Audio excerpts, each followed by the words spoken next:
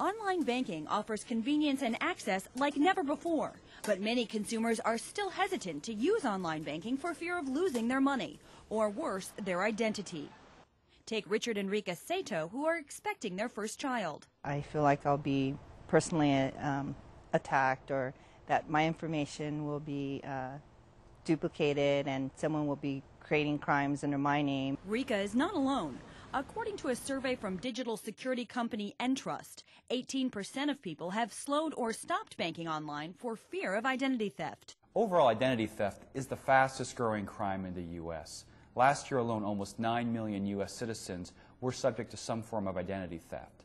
But is the fear of online banking really warranted? Banks can make the case that by using online systems, your threat of an identity theft is actually less, because you're in control, you can see things. If something strange happens, you will notice it right away. To make it safer, banks are implementing features like stronger authentication and fraud monitoring. There are ways of trying to get a better feel for the authentication strength of an individual by doing something non-invasively up front, looking at where they're coming in from. Is it a location that I recognize? Is it an ISP I recognize? Is it from a machine I recognize? One of the values of online fraud monitoring, passive online fraud monitoring, is most of the time it's transparent to the experience. So for consumers like Rika and Richard, who have hesitated to bank online for security reasons, it may be time to give it a try. I'm Danielle Adair.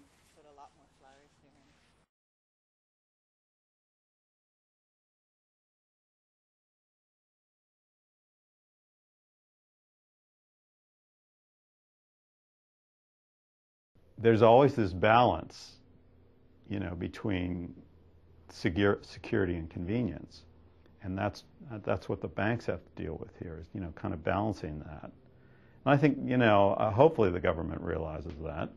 Not sure, but certainly the banks do. And in evaluating what solutions they're going to use, I think that's going to play a big part of it. Which is why that I think one of the things that can be very effective is online fraud monitoring, because it can be done most of the time passively, most of the time in a way that doesn't, change the way the customer is using the site.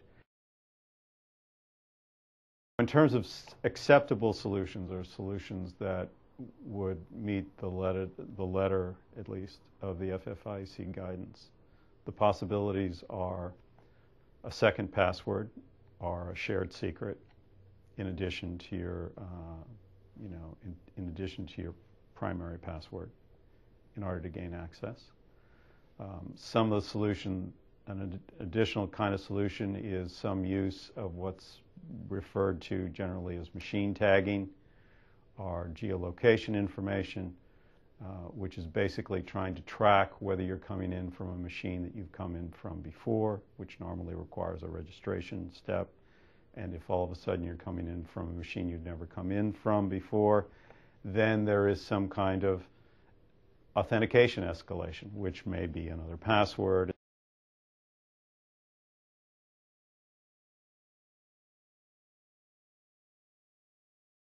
Overall, identity theft is one of the fastest growing crimes. Last year alone, almost 9 million U.S. citizens had their identity stolen. One of the common ways this is done is online with attacks like phishing, where criminals trick users into giving up their personal information, which is then used to access their accounts and drain their funds.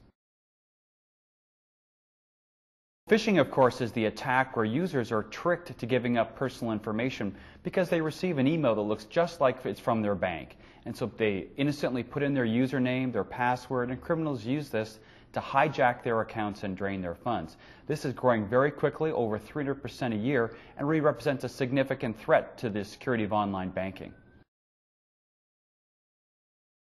Man-in-the-middle attacks are much more insidious because the user doesn't actually have to do anything. They log on as they normally would, and malicious software that runs on the computer actually accesses and performs transactions on their account, making it very difficult to detect. And that's why that's growing even faster, with man-in-the-middle attacks increasing over 600% in the last year.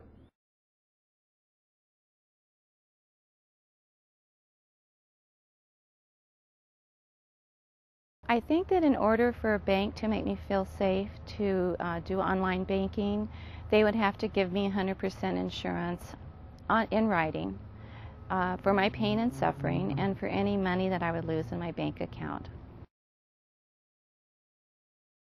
I never think it's 100% safe, no.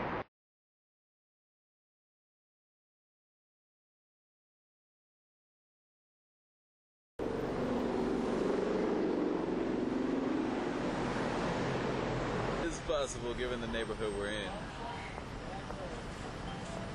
think we should go with probability. Both responsible.